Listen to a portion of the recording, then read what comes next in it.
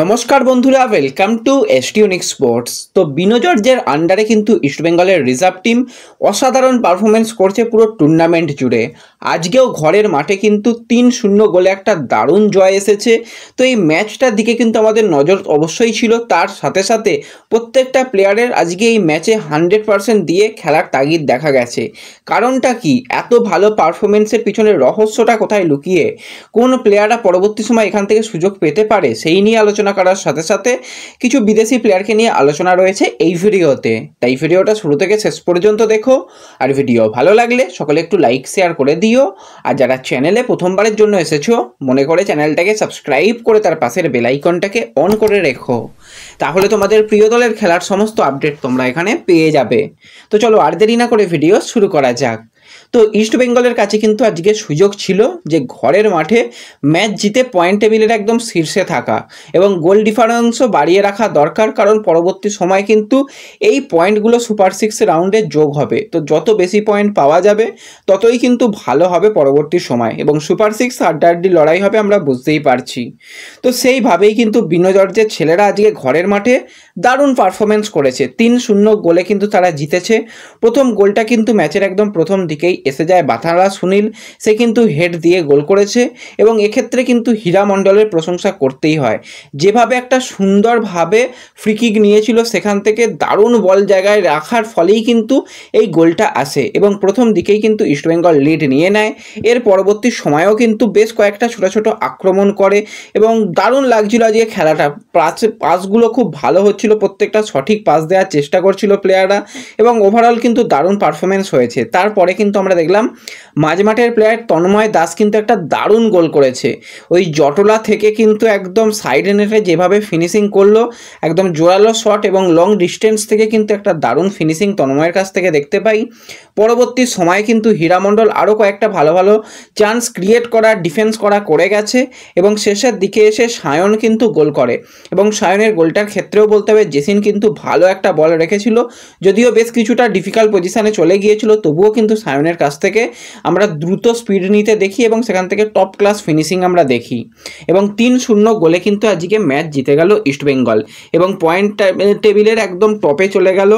12 ম্যাচের মধ্যে 11টা ম্যাচে জিতে রইল, একটা ম্যাচ ড্র এবং গোল করেছে কিন্তু ইস্টবেঙ্গল 35টা গোল হজম করেছে মাত্র 4টে। 31+ গোল ডিফারেন্স রয়েছে এবং পয়েন্ট টেবিলে 34 পয়েন্ট পেয়েছে এবং 2 নম্বর পজিশনে ডায়মন্ড হারবার, তারা 32 পয়েন্ট রয়েছে 12 ম্যাচে। তারপরে ভবানীপুর রয়েছে, তারা কিন্তু 12 ম্যাচে 31 পয়েন্ট। তো কিছুটা হলেও একটা লিড তো রাখতে পেরেছে বিনো জর্জের ছেলেরা। এবার এই দল থেকে কিন্তু সিনিয়র টিমে অবশ্যই কিছু প্লেয়ারকে প্রমোট করা দরকার। সবার আগে আমি যে প্লেয়ারটার কথা বলবো সেটা হচ্ছে হীরা মণ্ডল। প্রতিদিন ধারাবাহিকভাবে যে পারফরমেন্সটা করছে, এক কথায় অসাধারণ।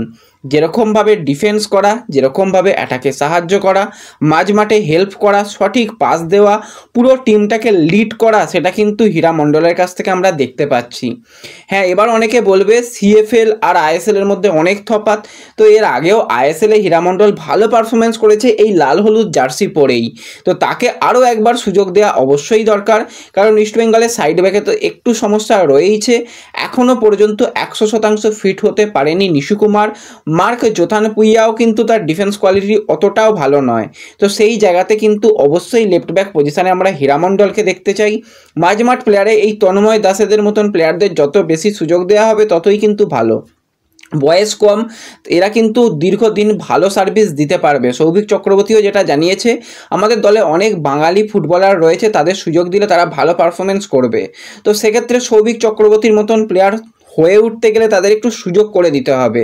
সেই সুযোগটা যদি সঠিকভাবে পায় তাহলে তন্ময় দাসও কিন্তু একটা দারুণ অপশান ইস্টবেঙ্গলের জন্য হবে। এবং আপফ্রন্টে যে প্লেয়ারগুলো রয়েছে প্রত্যেকটা প্লেয়ার খুবই ভালো। বিশেষত আমি এবছরে দেখতে চাই জেসিন টিকেকে ইস্টবেঙ্গলে। যেরকমভাবে প্রতি ম্যাচে ধারাবাহিক গোল করছে, গোল করাচ্ছে, এক কথায় অসাধারণ। তো সেই দিকেও কিন্তু আমাদের পরবর্তী সময় অবশ্যই নজর থাকবে। আর আজকের ম্যাচে কিন্তু অনেকেই স্কোর লাইন প্রেডিকশান করেছিলে, কয়েকজনের মিলেছে শেয়ার করে দিলাম, আর ফেসবুকে খুব সম্ভবত একজনের মিলেছে, সেটা শেয়ার করতে পারলাম না। আর ওভারঅল কিন্তু একটা দারুণ ম্যাচ হয়েছে। তোমরা কতটা ম্যাচ এনজয় করেছো অবশ্যই কমেন্টে জানিও। কোন প্লেয়ারের পারফরমেন্স আজকের ম্যাচে বেস্ট ছিল বলে তোমাদের মনে হয় কমেন্টে জানাতে ভুলো না। তো এরপরে যদি আমরা একটুখানি ট্রান্সফার নিউজ নিয়ে কথা বলি, তো 27 বছর বয়সী স্প্যানিশ সেন্টার ব্যাকের প্লেয়ার ডেভিড হিউম্যান্সের সঙ্গে কিন্তু অ্যাডভান্স লেভেলে কথাবার্তা এখন চালাচ্ছে ইন্টার কাশি, এবং প্লেয়ারটা কিন্তু ক্লাব কেরিয়ারে লা লিগা 2-তে খেলেছে। বেশিরভাগ সময় কিন্তু স্প্যানিশ 3rd ডিভিশন লিগে খেলার সাথে সাথে সুপার লিগাতে তার খেলার অভিজ্ঞতা রয়েছে। এছাড়া বুলগেরিয়া কাপেও কিন্তু তার খেলার অভিজ্ঞতা রয়েছে। তো একজন পরিকল্পনা করে কিন্তু এই প্লেয়ারটাকে নেওয়া হয়েছে, এবং তোমরা সকলেই জানো হাবাস কিন্তু খুঁজে খুঁজে একদম সেরা প্লেয়ারদের নিয়ে আসে। প্লেয়ারটার মার্কেট ভ্যালু বর্তমানে 2 কোটি টাকা, ফ্রি প্লেয়ার, এবং ইন্টার কাশিতে এলে কিন্তু ডিফেন্সের অন্যতম স্তম্ভ হতে পারে এই ডেভিড। তো উচ্চতাটাও খুবই ভালো রয়েছে এবং খেলার যেটা স্কিল দেখলাম খুবই ভালো। এর আগে কিন্তু আমরা এটিকে দলে আগুস গার্সিয়ার মতন একজন প্লেয়ারকে আসতে দেখেছিলাম, তো সেই রকম মানের প্লেয়ার বলাই যেতে পারে এই ডেভিডকে। তার যেরকম ডিফেন্স কোয়ালিটি দেখলাম, একদম মাথা ঠান্ডার ডিফেন্ডার বলাই যায়। তো এই প্লেয়ারের দিকে অবশ্যই নজর থাকবে, যেখানে জনি কাউকোর মতন প্লেয়ার রয়েছে। তো অবশ্যই কিন্তু ইন্টার কাশির প্রতিটা ম্যাচের দিকে কিন্তু তোমরা নজর রেখো, এবং আশা করা তারা ভালো একটা পারফরমেন্স তুলে ধরতে পারবে এই সিজনে।